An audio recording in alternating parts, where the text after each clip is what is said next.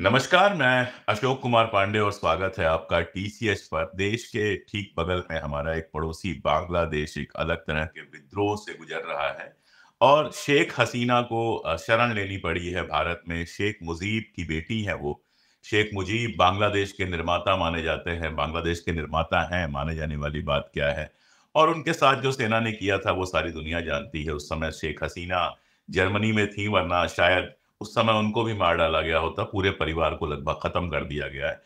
अब होता यह है कि इस तरह की जब घटनाएँ आती हैं, तो हर आदमी जो उसके समझ में आता है, वो बोलना शुरू करता है। एक तरफ जो हमारे यहाँ के कट्टरपंथी लोग हैं, उनका सारा कुछ जो है फिर से हिंदू-मुसलमान हो गया है। उनका कहना है कि मुस्लिम देशों में लोकतंत्र संभव नहीं है और वहाँ पर अब हिंदुओं को मारा जाएगा वगैरह-वगैरह। दूसरी तरफ जो हमारे प्रोग्रेसिव लोग हैं, वो भी थोड़ा ज़्यादा उत्साहित हो गए हैं कि तानाशाही की का खात्मा हो गया।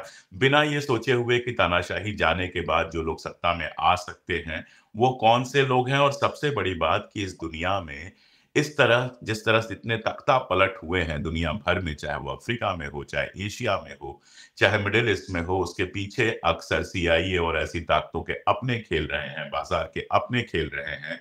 मैं यहाँ बैठकर प्रकाश भाई तो जो कहना होगा वो कहेंगे ही। मैं यहाँ बैठकर शेख हसीना को कोई सर्टिफ़िकेट नहीं देने वाला, ना तो डेमोक्रेटिक होने का, ना लोकतांत्रिक होने का। और फ़िलहाल मेरे जैसा व्यक्ति दूर से देख रहा है कि आगे क्या डेवलपमेंट होने वाले हैं और शायद उसके हिसाब से ही कोई फ़ैसला मैं ले पाऊँगा कि इस पर किस तरह से बात करनी है। लेकिन सोशल मीडिया पे सारे लोग एक्सपर्ट हैं, तो अपने-अपने तरीके से अपनी-अपनी बात कह रहे हैं। मेरा तरीका ये है कि जिस विषय पर बात करना हो और जिस विषय पर मेरा एक्सपर्टीज़ इतना ही हो, जिस पर मैं भरोसा ना कर सकूँ ज़्यादा, तो मैं एक एक्सपर्ट को बुलाऊँ और उससे समझने की कोशिश करूँ कि ये परिघटना असल में है क्या? इसके पीछे और क्या-क्या है? आगे क्या संभावना है? और भारतीय होने के नाते भारत के लिए इस परिघटना के क्या महत्व हैं, क्या नुकसान हैं? हम सब जानते हैं, अडारी साहब के कई प्रोजेक्ट लगे हैं। इस पूरे इलाके में अकेला बांग्लादेश एक ऐसा देश था जो हमारे साथ फ्रेंडली बिहेवियर हमारे साथ था। तो इन सारी चीज़ों को दिमाग में रखते हुए आगे क्या हो सकता है, ये समझने के लिए मैंने आमंत्रित किया भाई प्रकाश केरे को, जो अंतर्राष्ट्रीय मुद्दों के एक्सपर्ट हैं, लगातार नज़र बना के रखते हैं। प्रकाश भाई, बहुत स्वागत। और बिना किसी सवाल के एक लंबी टिप्पणी आपकी कि क्या आपको लग रहा है इस पूरी परिघटना में क्या होता दिख रहा है आपको? और जो आपने अभी रिमार्क दिया उसके साथ एक तरीके से सहमति जताते हुए कि हम लोगों को पहले ब्लैक एंड व्हाइट में चीजों को देखने के बजाय थोड़ा सा ग्रे और ब्राउन एरियाज को भी टटोलना चाहिए। बहरहाल इसमें कोई दो राय नहीं है कि इंटेलिजेंस के सोर्सेज, चाहे वो दुनिया में किसी भी देश के हों या जो भी वो नेटवर्क है, उनको शायद जानकारी रही होगी कि चीजें कैसे अनफोल्ड कर रही हैं, किस दिशा में जा रही हैं। लेकिन ये सबके लिए मैं समझता हूँ कि एक बड़ा आश्चर्यजनक घटनाक्रम हुआ है। और बहुत थोड़े समय में, अभी आप पिछले एक दिन पहले ये देख रहे थे कि भाई फिर से हिंसा शुरू हो गई, क्या होगा नहीं होगा, इसमें क्या मामला थमेगा, मिलिट्री अगर सड़क पे उतर जाए तो क्या चीजें रुक सकती हैं, इस तरीके की बातें की जा रही थी। लेकिन कल फर्स्ट हाफ में चीजें अचानक से बदल गई। तो निश्चित रूप से ये आश्चर्यजनक है। लेकिन इसमें दो तीन चीजें हम लोगों को कहनी चाहिए कि देखिए क्या होता है कि इसमें कोई दो राय नहीं है कि शेख हसीना का जो ये लंबा कार्यकाल रहा 15 साल का, 20 साल का उसमें लगा। एक हाँ 5 पहले, साल का रहा, उसके बाद ब्रेक, फिर 15 साल का। हाँ। उसके बाद का। और तो इस दौरान हमने बहुत सी चीजें देखी। अ, बांग्लादेश भारत और पाकिस्तान से पर कैपिटा जीडीपी इनकम में आगे निकला। भारत के बाद उसका अच्छा खासा एक विदेशी मुद्रा भंडार हुआ, बिजनेसेस बढ़े, एक्सपोर्ट बढ़ा, इंपोर्ट बढ़ा। और बांग्लादेश की नेता होने के नाते उन्होंने अंतर्राष्ट्रीय स्तर पे भी, न सिर्फ आस पड़ोस में भारत या चीन के साथ, बल्कि उन्होंने ब्रिक्स में जाने की कोशिश की। उन्होंने रूस यूक्रेन मसले पे अपनी राय रखी। उन्होंने जो फिलिस्तीन के प्रोटेस्टर्स के साथ अमेरिका यूरोप में जो बर्ताव हो रहा था उस पे उन्होंने कहा। बिल्कुल। और आपको याद होगा कि G20 में जब वो दिल्ली आई थी तो एक तस्वीर बहुत चर्चा में आई थी कि ऋषि सुनक उनके सामने घुटने पे ऐसे बैठे हुए बात कर रहे हैं। तो वो चर्चा में इसलिए दो चीजें थी। एक कि भाई वे भी इसी महाद्वीप की हैं जहां से ऋषि सुनक का फैमिली है। और देखिए एक बुजुर्ग नेता हैं, सीनियर नेता हैं, एक देश की प्राइम मिनिस्टर हैं, उनको एक दूसरे देश का प्राइम मिनिस्टर जो कि जवान है, वो कितना रेस्पेक्ट दे रहा है। तो ये एक तरीके से उनकी स्टैंडिंग का और उनकी जो लीगेसी रही है शेख मुजीब से लेके, तो वो उसका एक प्रमाण था। तो एक तो वो छवि हमारे सामने शेख हसीना की है। दूसरी छवि जो आम तौर पे लंबे समय तक सत्ता में रहने के बाद अच्छे-अच्छे नेताओं में, अच्छे-अच्छे डेमोक्रेसीज में हमने देखा है कि जो टेंडेंसीज आती हैं कि वो सत्ता प्रतिष्ठान के जितने भी आयाम हैं, जितने भी इंस्टीट्यूशंस हैं, उनको वो किसी ना किसी तरीके से अपनी छवि में ढालने की कोशिश करते हैं। कई दफा कब्जा करने की कोशिश करते हैं। कब्जा करने की कोशिश करते हैं। तो कई बार ये होता है कि एक सर्टेन टाइम फ्रेम में आपकी आइडियोलॉजी, आपकी पॉलिटिक्स, आपकी पर्सनालिटी किसी देश के लिए जरूरी है या इनएविटेबल, या हो सकता है कि कुछ समय के लिए वो कारगर भी हो। लेकिन आखिर हम लोग तो मनुष्यों का समूह है, तो हमारी अपनी अपेक्षाएं हैं, आकांक्षाएं हैं, और हम भी एक समय के बाद हम कुछ सोचने समझने की कोशिश करेंगे, तो हो सकता है कि सिचुएशन अलग हो जाए। तो बांग्लादेश में वो हुआ। एक चीज ये है कि जब हम बांग्लादेश की तरक्की की बात कर रहे हैं, तो हमको ये भी देखना पड़ेगा कि जब आप मैक्रो लेवल पे बात करते हैं, जैसे आप हिंदुस्तान के बारे में ही ले लें, तो एक तो चीज ये होती है कि जब भी हम आर्थिक विकास की बात करते हैं, तो हमको यह तो दिखता है कि भाई जीडीपी कितनी बढ़ी। तो मैक्रो लेवल पे जब आप एक अपने लेंस का दायरा बढ़ा देते हैं, जूम आउट कर देते हैं चीजों को, तो चीजें बहुत अच्छी दिखने लगती हैं। हाईवेज बन रहे हैं, सड़कें बन रही हैं, इंफ्रास्ट्रक्चर आ रहा है, फॉरेन डायरेक्ट इन्वेस्टमेंट आ रहा है, इतने यूनिट्स लग रहे हैं, ये चीजें आती हैं। लेकिन सिर्फ उस आधार पे कामयाबी को, या जो कामयाबी जिस दिशा में बढ़ते हुए हमें मिल रही है, उस दिशा का फाइनल जजमेंट नहीं हो सकता जब तक कि आप अपने को जूम इन नहीं करेंगे, जब आप लेंस को छोटा नहीं ले जाएंगे। तो जैसे ही आप मैक्रो लेवल पे से उतर के माइक्रो में आते हैं, तो आप देखते हैं कि आर्थिक विषमता बढ़ गई, जॉबलेसनेस की स्थिति पैदा हो गई, अनएम्प्लॉयमेंट है। और हमारे देश में ही नहीं, बहुत सारे दुनिया के देशों में यूथ की एक आकांक्षा रहती है कि वह सरकारी नौकरी में जाए या एक डिग्निफाइड पेशे में जाए, प्राइवेट में भी जाए तो उसको एक ढंग की चीज मिले। बांग्लादेश में जब ये सारी प्रगति हो रही थी, तो आप देखिए 2-3 चीजें वहां पे अद्भुत हुई हैं, जो हमारे हिंदुस्तान में भी अभी मतलब थोड़ी सी हमारी दूरी है। 100%, लगभग 100% घरों में वहां बिजली है, 75% के आसपास वहां पे लिटरेसी है, और अर्बन इंफ्रास्ट्रक्चर या अर्बन पॉपुलेशन हम कहें या मूवमेंट कहें, आना जाना कहें कस्बे से गांव, और उसका और वो लेबर मूवमेंट भी है, और कच्चे माल का भी मूवमेंट भी है, और आवाजाही भी है अलग अलग रूपों में, जैसे फॉर एग्जांपल टूरिज्म। तो ये सारी चीजें जब बढ़ी हैं, और साउथ एशिया इंक्लूडिंग इंडिया अभी दुनिया का सबसे जवान इलाका है, तो आप अगर उस आबादी को आप कैटर नहीं कर पाएंगे, तो आपके खिलाफ असंतोष बढ़ता जाएगा। और उसके साथ आप जो अपने आप को, अपनी पॉलिटिक्स को, अपनी सरकार को आप थोपने की कोशिश करें, और किसी भी तरीके के ऑपोजिशन के साथ आप इंगेज करने के बजाय, मैं मान लीजिए कि हम लोग 1 मिनट के लिए बेनिफिट ऑफ डाउट दें कि सर्टेन सिनेरियो ऐसा बन गया कि भाई आपको अपोजिशन लीडर्स को अरेस्ट करना पड़ा, मान लिया, लेकिन वो अरेस्टिंग क्या अंतहीन हो सकती है, या वो एक रिचुअल बन जाए कि आप हर कुछ अंतराल पे करें। मान लीजिए कि मोहम्मद यूनुस जैसा पर्सनालिटी है, जिसको आप जानते हैं कि पश्चिम में उस व्यक्ति की साख है, बांग्लादेश में उस आदमी की प्रतिष्ठा है, जिनको नोबेल मिला था, मिला है, और बहुत जो डेवलपमेंट हुआ है उसमें जो स्टूडेंट्स लीडर्स हैं, वो आर्मी को सत्ता नहीं सौंपना चाहते हैं, वे ट्रेडिशनल पार्टियों को उनका भरोसा नहीं है, वो यूनुस साहब को चाहते हैं कि वो करें। और इस एस्पेक्ट से ये भी ध्यान में आता है, जो मोहम्मद यूनुस के हमने इंटरव्यू देखा जो उन्होंने एक तो किया है, अभी अब बांग्लादेश में लौट रहे हैं, बाहर रहे हैं, उनके ऊपर करप्शन के चार्जेस हैं, अपने जो उनका जो बिजनेस चलता है उसमें लेबर को ठीक से पेमेंट करने का मसला है। तो वे जिस तरीके की बात कर रहे थे, उससे दूसरी शंकाएं भी उत्पन्न हो रही हैं, जिस पे हम लोग अगले चरण में आएंगे। तो इस पृष्ठभूमि में वो चीज थी। अब देखिए क्या है कि दुनिया के तो बहुत सारे देशों में ये स्थिति है कि बेरोजगारी है, अपोजिशन के साथ अच्छा बर्ताव नहीं हो रहा है, सरकारें ठीक से काम नहीं कर रही हैं, प्रोटेस्ट भी हो रहे हैं, लेकिन प्रोटेस्ट ना इतने भयानक या इतने वायलेंट हो रहे हैं और ना ही कोई तख्ता पलट या रिजिम चेंज जैसी स्थिति पैदा हो रही है। तो बांग्लादेश में कैसे हो गया? अब देखिए, इसमें 3-4 चीजें हैं। एक तो बांग्लादेश में हिस्ट्री रही है तख्ता पलट वो की, लगभग आर्मी। लगभग बना ही ऐसे है, अगर हम देखें तो शेख मुजीब बिल्कुल। के बाद लगातार ये होता रहा है। हाँ, वो 71 में आए और 72 में आए और 75 में 15 अगस्त को उनकी और उनके परिवार की हत्या कर दी गई, जैसा आपने शुरू में बोला। और बिल्कुल। फिर उसके बाद लगातार चलता रहा। फिर शेख हसीना और खालिदा जिया ने साथ में मिलके वो पीर साहब के, जनरल इरशाद के खिलाफ आंदोलन किया। लोकतंत्र की बहाली हुई, खालिदा जिया जीती, फिर ये जीती, फिर वो जीती। ये सिलसिला चलता रहा। फिर इनके बीच में एक डिस्टेंस भी आया। तो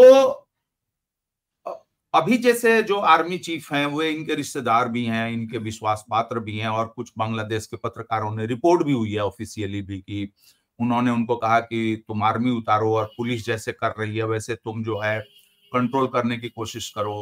मैंने तुम्हें बनाया है। उस लेवल पे कोऑपरेट नहीं किया आर्मी ने जिस लेवल पे नहीं चाहते किया। थे। और मुझे लगता है कि इनको ये लग रहा था कि जिस तरीके से पुलिस मेरे इशारे पे आक्रामक है, हिंसक है, उस तरीके से आर्मी भी करेगी।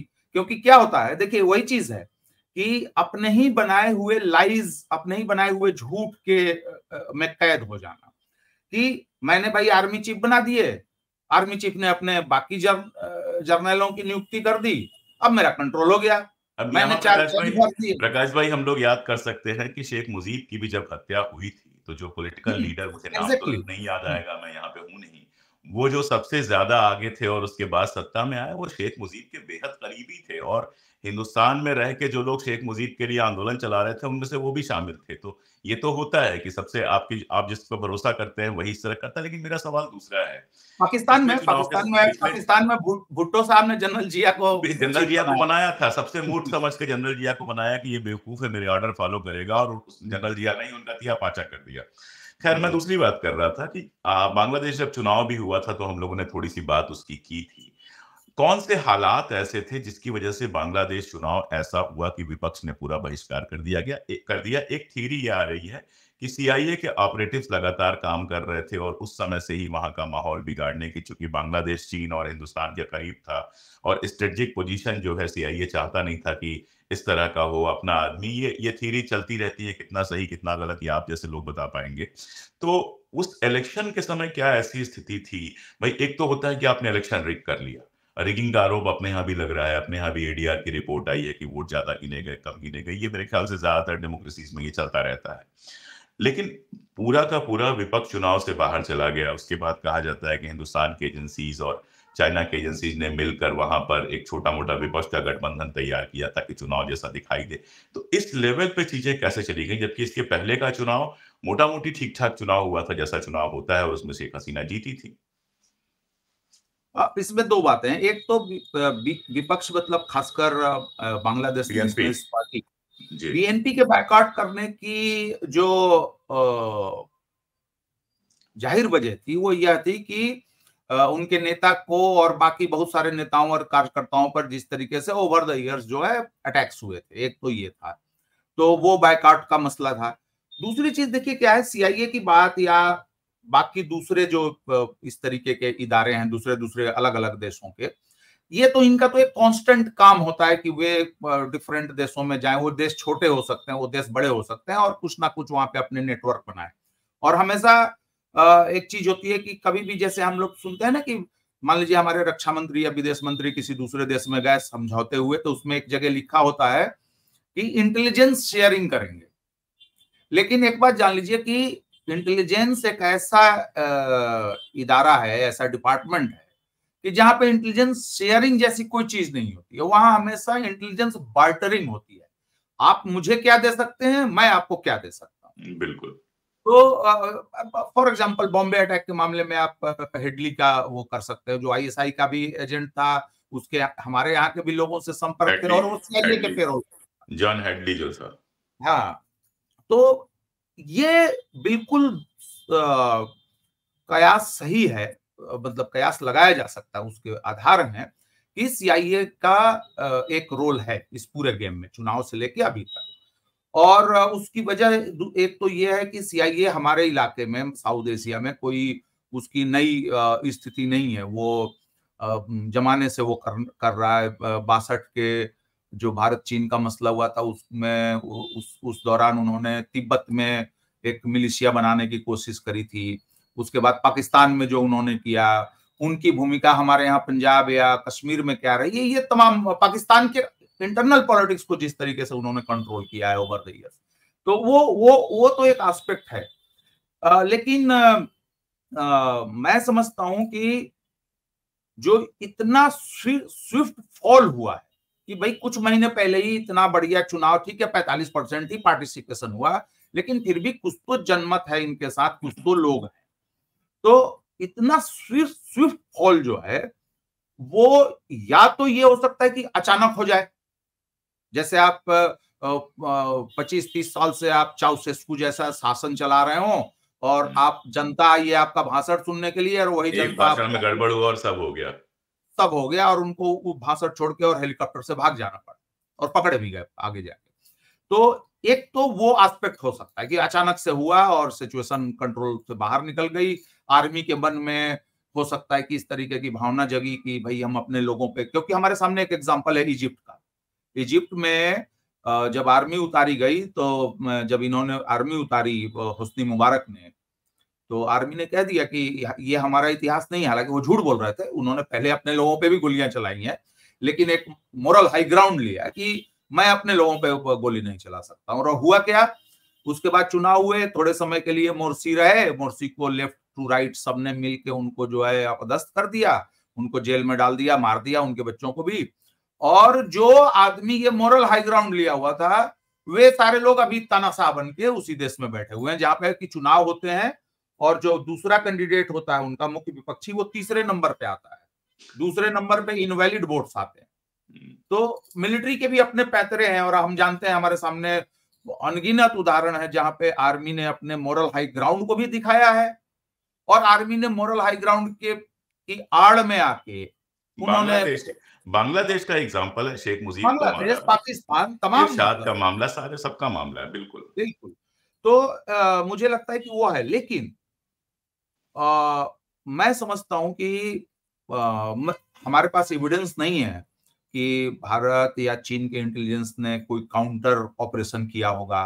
वो काउंटर ऑपरेशन अगर किया होगा तो क्या अलग अलग किया या एक ज्वाइंट वेंचर के रूप में किया, ये कयास हम लोग लगा सकते हैं। या सीआईए ने कैसे प्ले आउट किया। अगर बीएनपी सप्रेस्ड हो चुकी है तो सीआईए ने किनको अपना मोहरा बनाया होगा। एक तो मैं समझ सकता हूं कि भाई आप हमेशा ही किसी भी देश में ये स्थिति रहती है कि कुछ असंतुष्ट लोग होंगे, एक विरोध होगा ही होगा, एक पॉपुलेशन का एक हिस्सा, लेकिन उसको हम किन मुद्दों पर कैसे वो कर सकते हैं। दूसरी चीज कि कौन से ऐसे मुद्दे आएंगे। अब ये सीआईए तो डिसाइड नहीं कर सकता था कि 2018 में अचानक जो है वो 30% रिजर्वेशन का मामला आ जाएगा। हाँ, जो शेख हसीना खुद ही अपने ही निर्णय को हटा देंगी और अचानक से 6 साल के बाद जो है हाईकोर्ट एक दिन उठेगा और कहेगा कि इसको लागू करो। या फिर वो ये भी अंदाजा नहीं लगा सकते, आप उस तरीके से स्क्रिप्टिंग नहीं कर सकते कि सुप्रीम कोर्ट उसको कुछ दिन के बाद जो है बिल्कुल सारा रिजर्वेशन ही लगभग खत्म कर देगा, 7% पे ले आ देगा उसको। तो मुझे लगता है कि ये कंटिन्यूअस ऑपरेशंस जो होते हैं इंटेलिजेंस के, उसका है। और इसमें सबने अपने मौके देखे।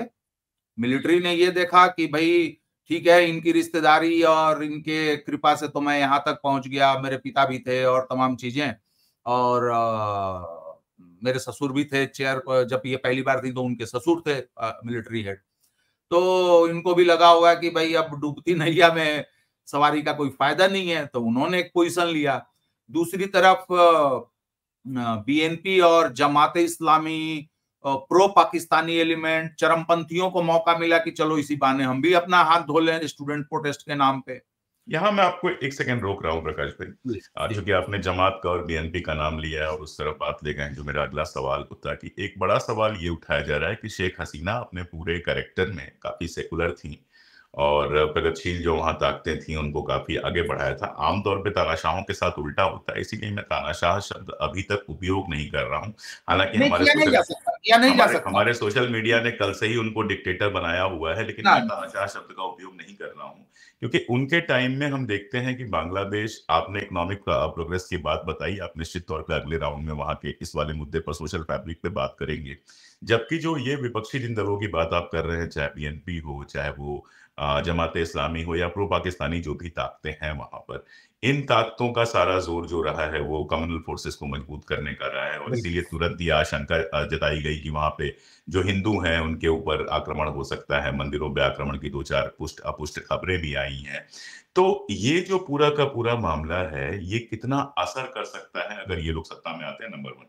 दूसरा, मैं आपसे पूरी तरह से सहमत हूं कि सीआईए मिस इन्फॉर्मेशन का पूरा एक कैंपेन चला सकता है, कुछ मुद्दों को ज़रूरत से ज़्यादा बढ़ा के दिखा सकता है, लेकिन ये नहीं हो सकता कि मिलियंस ऑफ स्टूडेंट्स जो हैं, वो सड़क पर आ जाएँ और उस तरह की ग्राफ़िटी बना दें या उस तरह का आंदोलन तेज कर दें। ये मुझे नहीं लगता कि सीआईए के बस की भी बात है। इतना अगर उनके पास होता तो वो इलेक्शन से बहिष्कार करने की जगह इलेक्शन लड़ते और शेख हसीना हार जाती। ये भी संभव था, और उसके बाद शेख हसीना को आउट करना ज़्यादा आसान होता। तो सीआईए अपनी तरह से ऑपरेट करता है, लेकिन कुछ स्थितियां तो ऐसी बनी जिसकी वजह से इतने सारे स्टूडेंट्स, इतने सारे लोग सड़क पर आए। आप इसकी तुलना मिस्र वाले आंदोलन से कर रहे थे, अन्ना वाले मूवमेंट से कर सकते हैं, किसी से भी कर सकते हैं, अपने अपने लेवल पे ये हो सकता है। तो अब जब ये सारी स्थिति आ गई है और शेख हसीना को बाहर आना पड़ा है, अल्टरनेटिव अभी तक तय नहीं है। मोहम्मद यूनुस को लेके बोलते हुए आप भी मुस्कुरा रहे थे, मैं भी मुस्कुरा रहा था, क्योंकि मोहम्मद यूनुस की कहानियां बहुत सारी हैं, सिर्फ उतनी ही नहीं है।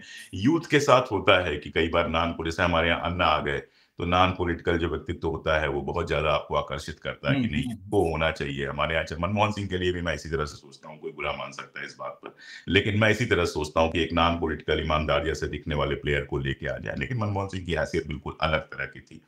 तो अब किस तरह, अगर मान लीजिए कि वहां पर इस तरह की सरकारें बनती हैं जो प्रो पाकिस्तानी होती हैं, तो हिंदुस्तान के ऊपर उसका कितना असर पड़ेगा? क्योंकि मैं नहीं कहना चाह रहा था, लेकिन ये भी कहूं कि बांग्लादेश की जो प्रधानमंत्री अभी हैं, अपदस्थ प्रधानमंत्री हैं, उन्हीं को कहा जाएगा। उनको प्रो इंडिया भी माना जाता था, और इस पूरे कैंपेन में एक कैंपेन इंडिया की दलाल टाइप का भी चला है उनके लिए। भारत पे क्या असरात इसके होंगे और सांप्रदायिक माहौल पे क्या?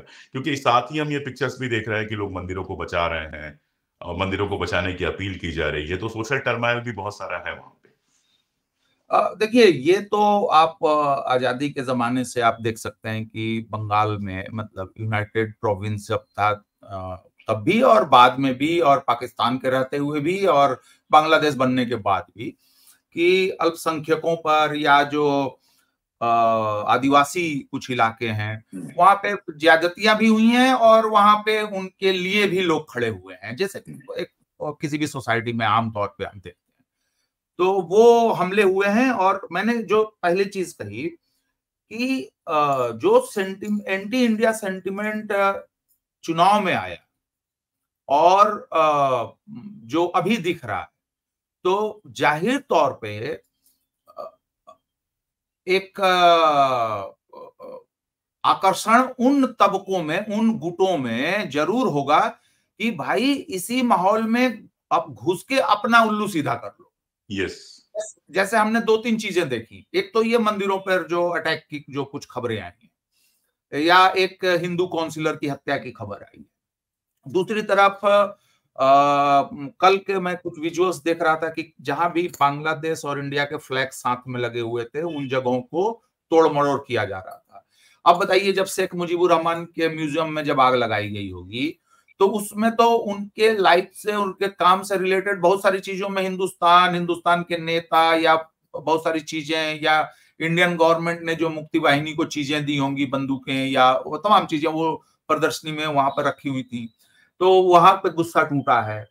और शेख मुजीब भले किसी जमाने में सोहरावर्दी के लेफ्टिनेंट रहे हों, लेकिन उनको भारत के मित्र के ही रूप में देखा गया, उनके जीवन का जो एक बड़ा हिस्सा है।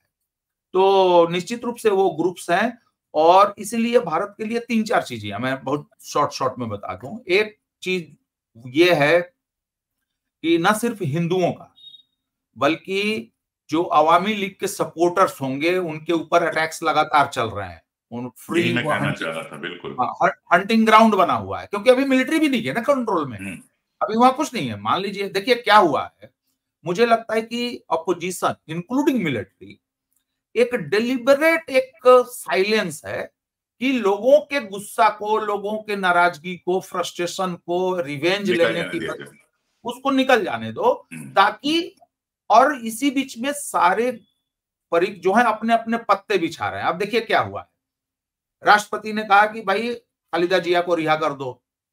यूनुस साहब इंटरव्यू दे रहे हैं कि स्टूडेंट्स में से लीडरशिप आनी चाहिए। कल जनरल साहब ने बोला कि यूनिटी गवर्नमेंट बनाओ ऑल पार्टी मीटिंग करके। तो और स्टूडेंट्स आके कह रहे हैं टेलीविजन पे कि हम मिलिट्री रूल मिलिट्री के हाथ में नहीं दे सकते, भले वो इंटरिम हो। तो यहाँ पे हम क्या देख रहे हैं, और यूनुस साहब स्टूडेंट्स के उसमें है। अभी इन्होंने एक सवाल पूछा है, यहाँ पे लोगों को ये भी बता दिया जाए कि शेख मुजीब साहब खुद एक स्टूडेंट लीडर थे, और स्टूडेंट जो लीडरशिप थी और स्टूडेंट जो पूरी वो थी, वो सबसे बड़ी ताकत थी उनकी, शेख मुजीब की। तो बांग्लादेश में ये एक परंपरा भी स्टूडेंट्स की है, उसको मतलब ऐसे नहीं समझा जा सकता दूर से कि स्टूडेंट्स वाली परंपरा और ताकत कितनी ज्यादा है। एग्जैक्टली। और इंडियन जर्नलिस्ट ने जब पूछा अभी सुबह, आज सुबह उन्होंने इंटरव्यू दिया कि आप क्या सोचते हैं, तो एक तो उन्होंने ये कहा कि ये लीडरशिप यूथ से आनी चाहिए, नए लोग, पुराने लोगों के पास पुराने आइडियाज हैं, वे कह रहे हैं। देखिए खुद सबसे बूढ़ा आदमी कह रहा है, जो खुद इसमें एडवाइजरी रोल लेने जा रहा है, खुद एक प्लेयर बनने जा रहा है, वो दूसरों को कह रहा है कि ये बुढ़े हैं और ये पुराने विचारों के हैं। आप सोचिए कैसे कैसे खेल हो रहा है इसमें। और दूसरी चीज जो उन्होंने कही, जो कि मुझे लगता है कि एक बुजुर्ग होने के नाते उनको नहीं कहना चाहिए था, जब इन पूछा गया कि लोग जाके शेख मुजीब को मूर्ति को उनके तोड़ रहे हैं, उनकी बेहुरमती कर रहे हैं, बाकी सारी चीजें हो रही हैं, तो आपका इस पर क्या कहना है। तो आप उसको चाहे जितना भी शब्दों का हिसाब किताब करते हैं, उन्होंने किया कि ये उनकी बेटी का किया धरा है, कि बाप की लेगेसी को उन्होंने खराब कर दिया, ये हुआ है। लेकिन आपको एक लाइन कहना चाहिए था कि ऐसा नहीं करना चाहिए, बिल्कुल, या इनको रुक जाना चाहिए। लेकिन वो उनका पूरा वो चीज है, द प्रिंट में के लिए उन्होंने इंटरव्यू दिया है, वो एक तरीके से सेलिब्रिटी अंदाज में है, क्योंकि वो बार बार ये कह रहे हैं कि यह दूसरा स्वतंत्रता संग्राम जीता है हमने। और एक बात जान लीजिए, मैं अन्ना हजारे पर कुछ सवाल नहीं उठाना चाहता हूं, उस पे आपसे हमारी बहुत सारी बहसें भी हुई हैं, और मैंने बाद में अफसोस भी जाहिर किया कि मैं भी उस आंदोलन का हिस्सा बन गया था। लेकिन अब मैं समझने लगा हूं कि जैसे ही आप इस तरीके की शब्दों की जगलरी सुने, ये दूसरा स्वतंत्रता संग्राम है, ये दूसरी क्रांति है, ये दूसरे गांधी हैं, ये दूसरे लेनिन है, तो आप समझ जाइए कि वहां पे कुछ मतलब कुछ मामला है, यहाँ पे कुछ झूठ और कुछ फरेब यहाँ पे रचा जा रहा है बेसिकली, ये स्वतंत्रता, लिबर्टी और बड़े नेताओं के नाम पे। जबकि उन पर्सनालिटीज में 50 कमियां हो सकती हैं, लेकिन वो बहुत टॉरिंग पर्सनालिटी थे, और उनके सामने मोहम्मद यूनुस का फोटो लगा के, जो यूनुस का एनजीओ ट्विटर पे उनको दूसरा स्वतंत्रता संग्राम बता रहा है, तो शेख मुजीब के सामने उनकी हैसियत जो है एक साधारण कट खाकी के व्यक्ति से ज्यादा कुछ भी नहीं है। तो बहरहाल यहाँ पे ये चीज है कि भारत के लिए 3-4 चीजें, एक, जब ये अटैक्स बढ़ेंगे तो क्या हम रिफ्यूजीज का एक इन्फ्लक्स देखेंगे अपने यहाँ, जिससे कि हमारा, देखिए भले पूर्वोत्तर में मैं हमेशा कहता हूं कि मनमोहन सिंह के समय में जो मंत्रालय बना था, department of something north east region development of north east region, ऐसा करके एक मिनिस्ट्री है हमारे यहाँ, वो मिनिस्ट्री भी, और मोदी गवर्नमेंट में भी अलॉटमेंट, आवंटन, खूब पैसे वहां पे गए हैं, और इंफ्रास्ट्रक्चर बना, वो दिखता है, वहां के लोग भी बताते हैं। लेकिन इसके साथ साथ वहां पे हमने लगातार 2 स्टेट्स के लोगों के बीच में लड़ाइयां देखी, असम मेघालय वाला आपको अगर याद हो, अरुणाचल प्रदेश में स्थिति कहा गया कि सबको मिला जुला के बैठा के बात हो गई है, लेकिन वो मामला कुछ सामने नहीं दिखा। मणिपुर हमने देखा, मणिपुर मिजोरम वाला मसला हमने देखा। तो और असम में अभी ये बोल रहे हैं कल की जमीन नहीं खरीदने का कुछ नियम बना दूंगा, कानून बना दूंगा, लव जिहाद हो रहा, ये हो रहा, वो हो रहा। तो एक तरफ आप ये विकास का हिसाब किताब देख रहे हैं, लेकिन दूसरी तरफ वो इलाके सोशली, कल्चरली, रिलीजियसली वो बहुत फ्रेजाइल इलाके हैं। वहां क्रिश्चियनिटी को मानने वाले लोग भी हैं, हिंदू धर्म के भी लोग हैं, मुस्लिम्स भी हैं। तो वो उसकी भी एक हिस्टोरिक लीगेसी है, उस पूरे उस कॉम्प्लिकेशंस की। फिर उसके साथ साथ उनकी ट्राइबल आइडेंटिटीज हैं, जो कई हैं, अनगिनत हैं। अब उसमें फिर से एक बार इन्फ्लक्स आना बांग्लादेश से, भले वो हिंदुओं का ही है, वो हमारे लिए एक फ्रिजाइल सिचुएशन पूर्वोत्तर में और असम में, बंगाल में वो पैदा कर सकता है। एक तो हमारे लिए वो क्राइसिस है, चैलेंज है। दूसरा चैलेंज है कि देखिए बांग्लादेश जो है वो WTO कैटेगराइजेशन में लिस्ट डेवलप्ड कंट्री है। तो लिस्ट डेवलप्ड कंट्री के साथ उससे ज्यादा हैसियत वाला देश कोई बिजनेस करता है तो वो उसको सीमा शुल्क में, आयात शुल्क में, इसमें छूट देता है। कस्टम तो बांग्लादेश से हम सबसे ज्यादा बांग्लादेश से सामान हम खरीदते हैं, हम इंपोर्ट करते हैं और वो हम सस्ते में करते हैं, जिससे बांग्लादेश को फायदा होता है। क्योंकि और उससे हमारा ये होता है कि हमारी जरूरतें पूरी होती है, लेकिन हम अगर वो दूसरे देश से खरीदते तो शायद हमको कुछ रेवेन्यू भी साथ में मिलता। तो वहां पे दो फायदे हैं। एक फायदा ये है कि बांग्लादेश से हमारा रिश्ता बेहतर होता है कि भाई हमारा अच्छा बिजनेस है, और दूसरा बांग्लादेश में बनी हुई चीजें भारत के ग्राहकों को कम पैसे में मिल जाती हैं, अपेक्षाकृत कम पैसे में। अगर उसमें आप सीमा शुल्क जोड़ देते तो महंगी पड़ती। और बहुत सारे भारतीय ब्रांड हैं जो बांग्लादेश में मैन्युफैक्चरिंग कराते हैं, अपनी ब्रांडिंग लगाते हैं और उसको यूरोप या दूसरे बाजारों में उसको बेचते हैं। तो मैं यूरोप में घूम रहा हूँ और मेड इन बांग्लादेश कपड़े बड़े आराम से दिख जाते हैं आपको। बिल्कुल। और उसमें दो बातें हैं, एक है कि कुछ भारतीय ब्रांड उसमें शामिल हैं और नहीं तो भारतीय कारोबारी शामिल हैं। तो अभी जैसे ये पूरा प्रोटेस्ट चल रहा था, उसमें खबर आ रही थी कि करीब 4000 के आसपास गारमेंट फैक्ट्रीज जो है वहां बंद है। और आप समझ सकते हैं कि इतनी सड़कों पे जो पूरा अफरा तफरी बची हुई, तो पूरा ट्रांसपोर्टेशन जो है ठप पड़ा होगा। बिल्कुल बिल्कुल बिल्कुल। तो मैं समझता हूं कि एक तो वो दूसरा चैलेंज, दूसरे नंबर का चैलेंज वो है जो इकोनॉमिक चैलेंज है। तीसरा चैलेंज ये है कि भारत से जाने वाले सामान का जो बाहर हम बेचते हैं उसका एक रूट बांग्लादेश भी था। यहां से बांग्लादेश से आपने भेज दिया, बांग्लादेश बेल्ट एंड रोड परियोजना का हिस्सा है, तो इनडायरेक्टली हम उस प्रोजेक्ट के रास्ते का फायदा उठाते हुए कुछ सामान हम ट्रांसपोर्ट कर लेते हैं। वो एक चैलेंज है। चौथा चैलेंज जो मैं देख रहा हूं, हालांकि बांग्लादेश शेख हसीना के टाइम में अपनी रक्षा जरूरतों के लिए वो बहुत ज्यादा चीन पर डिपेंडेंट है। तो और लेकिन भारत ने भी उसमें थोड़ी सी दखल की है कि हालांकि भारतीय मीडिया में मैं देख रहा था, टाइम्स ऑफ इंडिया में लिखा गया है कि इसी वजह से चाइना और पाकिस्तान ने ये करा दिया है। मैंने कहा कि यार मती मारी गई है। जो चाइना जो डिफेंस का सामान दे रहा है वो हाई टेक्नोलॉजी है, वो दूसरे तरीके की हथियार है, चीजें हैं। हम जो दे रहे हैं वो मोस्टली नॉन टेक्निकल या लो टेक्निक का है। आप हेलमेट बेच रहे हैं ना, तो इस तरीके से। तो उसमें फायदा क्या हमारा हो रहा था कि जो एक्सपोर्ट से हमको, जो बांग्लादेश के इंपोर्ट से जो पैसा हमारा खर्च हो रहा था, उस पैसे को हम दो चीजें कर सकते थे। एक, हम डिफेंस का सामान दे देते तो कुछ हमारा भी फायदा हो जाता। तो मुझे लगता है कि अब वो एक नए सिरे का वो चैलेंज होता है। अंतिम बात मैं ये कहना चाहूंगा कि जो मनमोहन सिंह के समय में प्रक्रिया शुरू हुई थी, प्रधानमंत्री मोदी के समय में पूरी हुई, बांग्लादेश से जमीन और जनसंख्या का जो आदान प्रदान हुआ, भारत ने अपने तमाम पड़ोसी दोस्तों के साथ इंक्लूडिंग चाइना कई समझौते किए हुए, और कुछ समझौते बहुत अच्छे कारगर हैं, कुछ में कभी कभी गड़बड़ी हो जाती है, कुछ को लेकर विवाद उड़ जाते हैं। लेकिन दो ऐसे समझौते हैं जो बहुत कारगर हुए हैं, जिसमें एक है पाकिस्तान के साथ जो वो सिंधु नदी का बंटवारे का समझौता। हालांकि वो दूसरे कारणों से भविष्य में संकट में चला जाएगा क्योंकि पानी कम हो रहा है नदियों में, तो और पाकिस्तान में कैसे डिस्ट्रीब्यूशन हो रहा है, भारत कैसे मैनेज कर रहा है अपने जल प्रबंधन को, तो वो एक अलग क्राइसिस है। लेकिन सबसे सक्सेसफुल जो समझौता है वो भारत का भूमि समझौता है जो बांग्लादेश के साथ है। क्या उस पर कोई असर पड़ सकता है? तो ये सारे चैलेंजेस है। अब यहाँ पे दो बातें, लास्ट बात, अगर ये CIA प्लॉटेड खेल है, मान लीजिए 1 मिनट के लिए, तो CIA प्लॉटेड खेल ऑलरेडी पाकिस्तान में हो चुका है जी।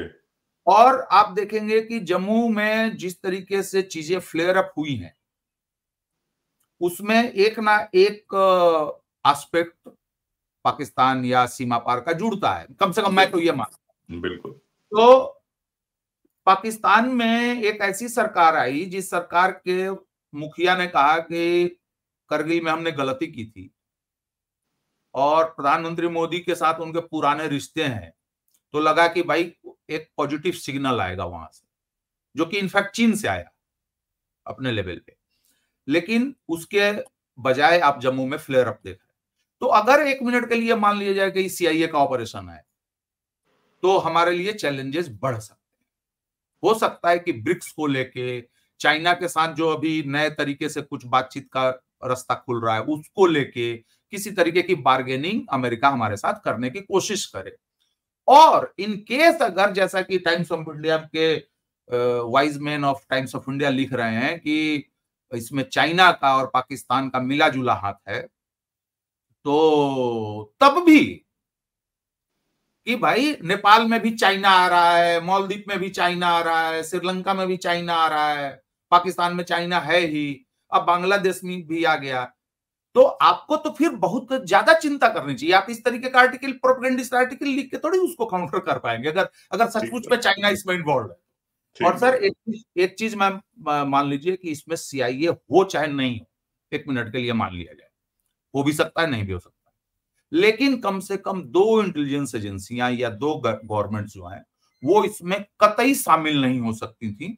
वो एक हिंदुस्तान की सरकार, दूसरी चाइना की, और दूसरी चाइना के। क्यों? बिल्कुल, क्योंकि आप उनके सबसे बड़े बिजनेस पार्टनर हो और दोनों के साथ सबसे अच्छे संबंध थे। बिल्कुल। और लास्ट बात मैं कहूंगा कि शेख हसीना में कमियां थी, वो इस पतन के लिए बहुत हद तक वो खुद भी जिम्मेदार हैं। उनके एडवाइजर्स शायद गफलत में उनको रखा, वे खुद गफलत में रही।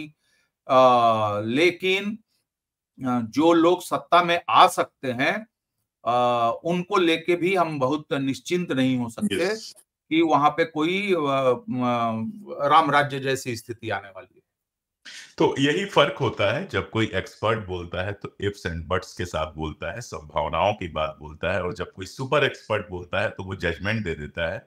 हमारे पास सोशल मीडिया पे, यूट्यूब पे ऐसे सुपर एक्सपर्ट्स हैं कि दोपहर में घटना हुई और 1 घंटे के अंदर उन्होंने एकदम फाइनल जजमेंट दे दिया। उन जजमेंट से मुझे वाकई डर लगता है। मेरे पास कम ज्ञान है, इसलिए मुझे उनसे बहुत ज्यादा डर लगता है कि आप बिना इस दृश्य की कल्पना किए कि एक सेकंड बस, शेख मुजीब की तस्वीर पे अगर हथौड़े पड़ रहे हैं तो उसके क्या मानी हो सकते हैं, वो समझे बिना आप अगर इसको सिर्फ एक तानाशाह के अंत की तरह देखते हैं, तो ये बड़ा आपके बारे में, आपके अपने समझ के बारे में ही नहीं बताता है, ये भी बताता है कि वैश्विक घटनाओं के संदर्भ में आपकी जानकारियां कितनी कम हैं। और वो जानकारियां जब बड़े-बड़े अखबारों के, बड़े-बड़े पत्रकारों वगैरह के थ्रू आती हैं, तो जनता में किस तरह का भ्रम फैलता है।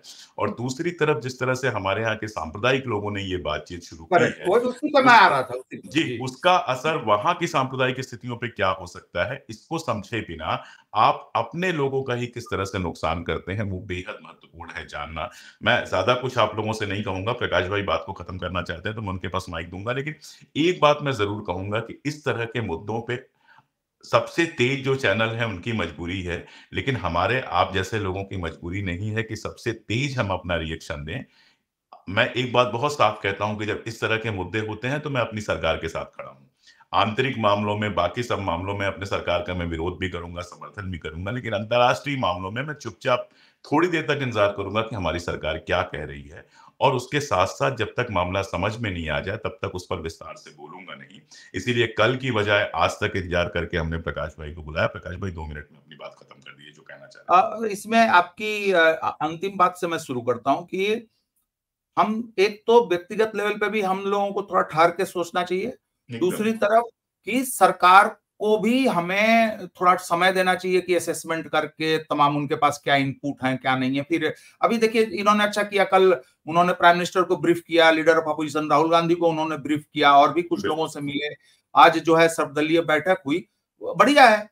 हम आलोचना तब करेंगे जब सारी चीज आ जाएगी, तो हम एक सजेशन दे सकते हैं कि भाई आप ऐसा क्यों नहीं कर रहे हैं। और दूसरी बात इसमें जो सिर्फ सांप्रदायिक वाली बात नहीं है, मैं सरकार को भी रिक्वेस्ट करना चाहूंगा, खासकर सरकार चला रही सबसे बड़ी पार्टी को, कि उनके एक विधायक ने, महाराष्ट्र से हैं, मैं नाम भूल रहा हूं, राणे साहब, उन्होंने कल से ट्विटर पे लिखा हुआ है कि वे अगर हिंदुओं को मारेंगे तो हम बांग्लादेशियों को मारेंगे। मैं कह रहा हूं कि जो लोग बांग्लादेश में या पाकिस्तान में या कहीं भी जो लोग उत्पात कर रहे हों, इस तरीके की चीजें कर रहे हों, उनसे हम सीखेंगे। मतलब ये हमारा लेवल है। ये हम, अगर उनकी लैंग्वेज में कहूं कि विश्व गुरु हैं हम। इसको एक लाइन में मैं समेटता हूँ प्रकाश भाई, एक जी, लाइन में समेटता जी, हूँ, मैं आपका आक्रोश समझ रहा हूँ। अगर ये चीज़ शेख हसीना ने की होती, या अगर हिंदुस्तान में एक लिंचिंग होगी तो बांग्लादेश में 1 हिंदू या 10 हिंदू मारे जाएँगे, तो सोचिए हमारे हिंदुओं का क्या हाल होता। अच्छी बात ये है कि अल्पसंख्यकों की चिंता हर जगह दिखाई दे रही है, वहाँ की जनता में भी दिखाई दे रही है। निश्चित रूप से हमारी सरकार भी उसके लिए एक्टिव होगी, हमारी सरकार भी सोच रही होगी कि किस तरह से वहाँ जो अल्पसंख्यक हैं, मैं बिल्कुल। हिंदू शब्द का प्रयोग नहीं कर रहा हूँ। मैं अल्पसंख्यक कह रहा हूँ, चाहे वो भारत में कोई अल्पसंख्यक हो, पाकिस्तान में हो, दुनिया में कहीं हो। आधुनिक सरकारों के फर्ज में ये शामिल है कि वो अपने यहाँ के अल्पसंख्यकों की हुँ, रक्षा हुँ, करें। और उसके लिए हमारी जैसी आवाज़ें जहाँ तक पहुँचेंगी, हम लगातार पहुँचाते रहेंगे। लेकिन जो लोग उनको भड़काने की कोशिश कर रहे हैं, वो अपने देश के अंदर सिर्फ़ अल्पसंख्यकों के नहीं, अब मैं उस शब्द का उपयोग कर रहा हूँ, हिंदुओं के भी दुश्मन हैं। वो इस बात को भूल जा रहे हैं कि हुँ। बांग्लादेश में वो एक मुश्किल दौर से गुज़र सकते हैं। आज के लिए इतना ही। आगे भी जब इस तरह के मुद्दे आएँगे, तो हम तुरंत रिएक्शन देने की जगह ठहर के, थोड़ा सोच के इस तरह से बात किया करेंगे। और अगर आपको लगता है कि ये बातें ज़रूरी है, तो इसको दूर तक पहुँचाने में हमारी मदद ज़रूर कीजिए। बहुत शुक्रिया।